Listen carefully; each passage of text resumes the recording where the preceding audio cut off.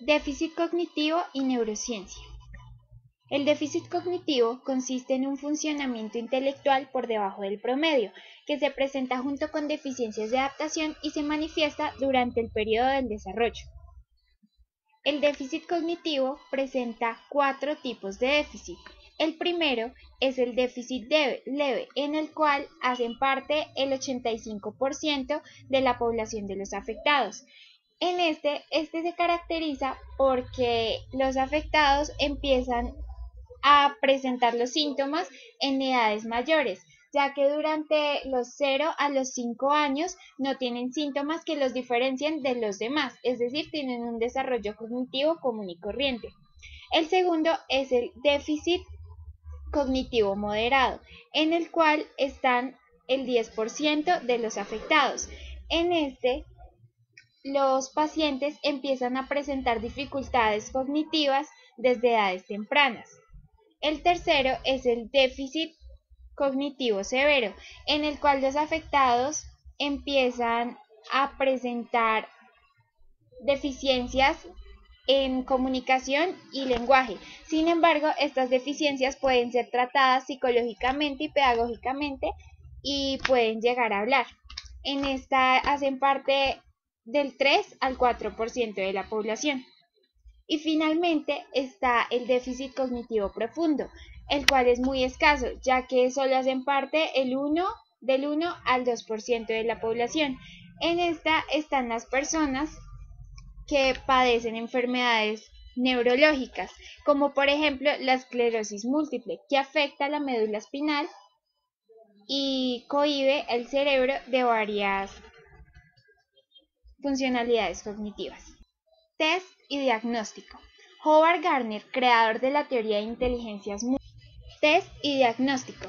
Howard Gardner, creador de la teoría de inteligencias múltiples, graduado de la Universidad de Harvard y con doctorado en educación, dice que la inteligencia no es solo una, que no solo consiste en la resolución de problemas o en potencialidades heredadas, ni tampoco en el medio ambiente. Él, por el contrario, afirma que todos los seres humanos poseemos 8 tipos de inteligencias múltiples, en las cuales está la lingüística, que es la capacidad de comunicación y lenguaje, la lógico-matemática, que es la capacidad de hacer cálculos y procesos matemáticos, la cinético-corporal, que se basa en ser flexible o deportivo o deportista, o la musical, que es la capacidad de cantar, de tocar o discernir sonidos musicales. La espacial, que es la capacidad de crear ideas, imágenes o bocetos en la mente. La naturalista, que es la capacidad de percibir las semejanzas entre objetos y personas. Y finalmente propone la interpersonal, en la cual la persona se basa en sentimientos y actitudes hacia las demás personas. Es más perceptivo para estas cosas. Según él, cada uno de nosotros las poseemos, sin embargo, tenemos unas más desarrolladas que otras. Y de esto dependerá las carreras o cosas que tengamos preferenciales. Diagnóstico. Déficit de aprendizaje, en donde el diagnóstico. Déficit de aprendizaje, en el cual el afectado presenta dificultades en el procesamiento de nueva información. El segundo es el retraso en el desarrollo del lenguaje, ya que se le dificulta el desarrollo de la comunicación. Por lo mismo, próximamente va a tener deficiencias en la comunicación con su alrededor, porque su cuerpo no ha desarrollado bien las cuerdas bucales. Y finalmente, el déficit de actividades motoras, ya que el afectado no puede controlar completamente las actividades de su cuerpo, ya que esta enfermedad está ligada con el cerebro y siendo este el rector de todo el cuerpo, tiene deficiencias al momento de realizar algunas actividades. El déficit cognitivo a nivel mundial. Se dice que el déficit cognitivo se ha incrementado el doble cada 5 años. Esto se da a partir de los 60 años en un 10% de la población y a los 85 años con el 45% de la población. No hay exactitud de porcentajes en niños y jóvenes, ya que es la población menos afectada para este tipo de deficiencias cognitivas. La enfermedad del Alzheimer es el tipo más frecuente de demencia. Se debe a la pérdida de neuronas en diferentes partes del cerebro. Afecta a varones y a mujeres por igual, con una prevalencia alta a mayor edad, particularmente a los 60 años, como anteriormente lo habíamos dicho. El inicio está marcado por varias alteraciones de funciones intelectuales, ya que se empieza a disminuir la capacidad de recordar algunas cosas.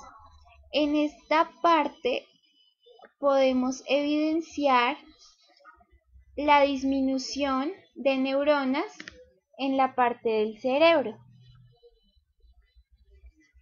Este es un cerebro normal que esta es la primera etapa del Alzheimer. Acá en esta parte la estructura del cerebro está común y corriente, sin embargo acá se está iniciando la enfermedad. En la segunda ya se está esparciendo cada vez más.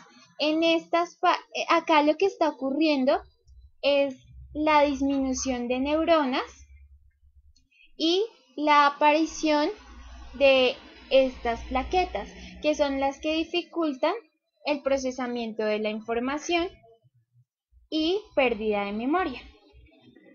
Los síntomas del Alzheimer pueden ser neurológicos o musculares, como por ejemplo la pérdida de memoria a corto plazo o la pérdida de memoria a largo plazo, la alteración en la capacidad de razonamiento, no se tiene lógica, o afasia, que es la pérdida del vocabulario, se empiezan a desconocer algunas palabras, o la praxia, que es el descontrol de los propios músculos, o sea, no se tiene control en el cuerpo, ya que el cerebro está afectado por esta enfermedad. También se da la pérdida de capacidad espacial. La persona vive desorientada, no sabe para dónde ir, a veces no recuerda ni siquiera en dónde está, no reconoce a sus familiares y es como si volvieran a nacer. Y finalmente los cambios de carácter. Tienen irritabilidad, confusión, mal genios y cosas así. A toda hora están cambiando su estado de ánimo. La enfermedad del Alzheimer puede afectar al cromosoma 1, al cromosoma 14 y al cromosoma 21. Sin embargo, el cromosoma 1 y el 14 son muy poco comunes en esta enfermedad, ya que se han encontrado casos muy mínimos. El cromosoma 21 es uno de los 23 pares de cromosomas de cariotipo humano. La población posee normalmente 2 copias de este cromosoma. Sin embargo, en la enfermedad del Alzheimer se presenta la trisomía, lo cual se debe a un daño en el cuadro de Punnett. Bueno, el Alzheimer es de carácter dominante. En este caso, el ejemplo muestra a la parte femenina, es decir, a la madre, con enfermedad del Alzheimer dominante y al padre con recesivo, es decir, a un papá sano. Los resultados que dieron las probabilidades fue 50% heterocigoto dominante y 50% homocigoto recesivo, lo que quiere decir que no necesariamente el hijo de estos dos padres tenga que sufrir Alzheimer. Sin embargo, pues está entre el 50-50. Puede nacer sano o no puede hacerlo. Sin embargo, la generación de la persona sana puede llegar a tener esta enfermedad. Pedigrí en el Alzheimer. Como anteriormente habíamos puesto como ejemplo a una madre afectada, acá la pusimos igualmente. Acá está la madre afectada de Alzheimer, que tuvo efectivamente 3 hijos sanos, pero que tuvo uno afectado y que con la combinación de una persona sana puede tener hijos afectados. Es decir, la probabilidad sigue siendo del 50-50, aunque en este caso parece ser del 100%. La morfología del Alzheimer. En esta etapa, la enfermedad del Alzheimer es muy temprana. Esta etapa es llamada el estadio leve.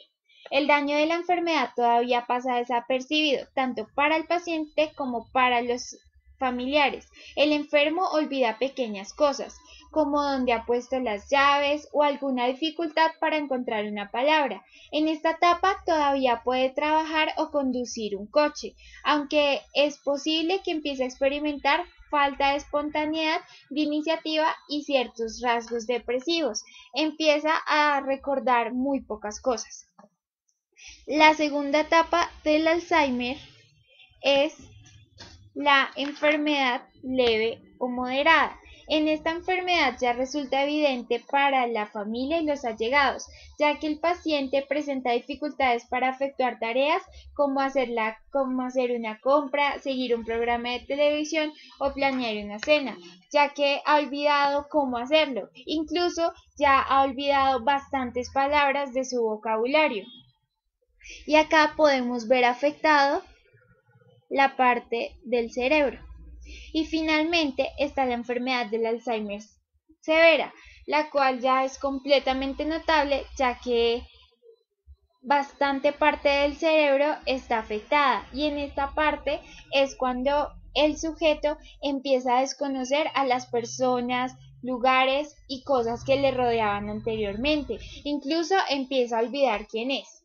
En esta parte observamos un cerebro normal, es decir, está con sus franjas completas, o sea, como adheridas, y no presenta daños. Sin embargo, acá vemos cómo las neuronas han sido atacadas por el Alzheimer y empiezan a haber ciertos vacíos en el cerebro.